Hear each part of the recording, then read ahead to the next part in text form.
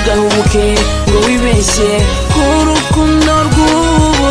kuko rurafunguye rufungujwe amafaranga ntugahubuke ngo wibeshye ku rukundo rw'ubu kuko rurafunguye rufungujwe amafaranga ntiyabyemera yagira ngo ndigukabya cyangwa se ngo ndatebya nakunze roza nk'inshuti mbabuze nakwiyahura nari meze nk'uwasaze muhuduka do tudashira ndetse nkamutembereza hahenze mugabira nkagisanura nibagirwa kwizigama dore ko naribwa ndamukenda mwigabiza ndabigwabiza bidatinze gatoya inguzanyo ya banki irahomba ibyanjye bitatwaca mu ntara mutaki yaranseka cyane ati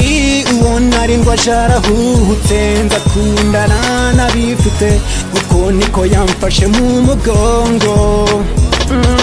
ntugahubuke ngo wibeshye ku rukundo rw'ubu kuko rurafunguye rufungujwe amafaranga ntugahubuke ngo wibeshye ku rukundo rw'ubu kuko rurafunguye rufungujwe amafaranga yanze mbonye bindenze kuko numvaga mukunze birenze koko yari yaranzonze ngumya kwihagararaho bya kigabo ngo nashumarirwa nkamera nk'umukinnyi bambitse cobo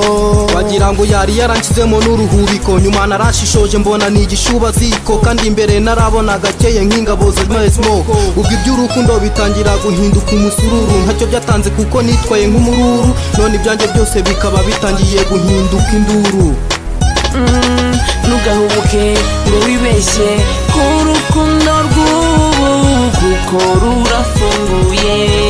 rufungujwe amafaranga ntugahubuke ngo wibeshye ku rukundo rw'ubu kuko rurafunguye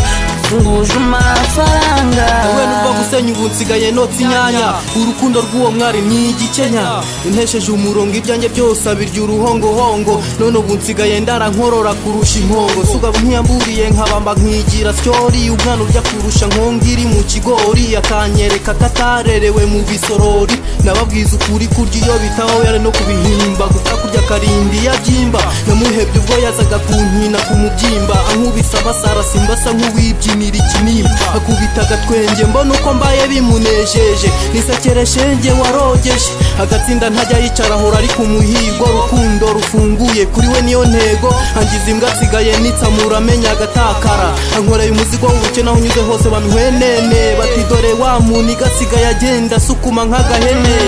ntugahubuke ngo wibeshye ku rukundo rw'ubu kuko rurafunguye rufungujwe amafaranga ntugahubuke ngo wibeshye ku rukundo rw'ubu kuko rurafunguye rufungujwe amafaranga